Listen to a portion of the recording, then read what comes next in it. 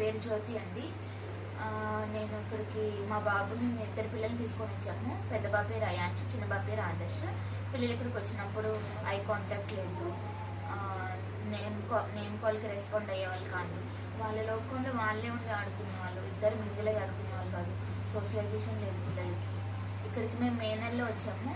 అప్పటి నుంచి పిల్లలకి చాలా ఇంప్రూవ్మెంట్ కనబడింది. ఫస్ట్ స్టార్టింగ్ పెద్ద బాబు అయాన్ష్కి నాయక్ సార్ ఓటీ తీసుకున్నారు. అది 1 మంత్ కంటిన్యూ అయ్యాక తర్వాత బాబుకి బిహేవియరల్ ఇష్యూస్ స్టార్ట్ అయ్యాయి. తర్వాత శివ సార్ తీసుకున్నారు.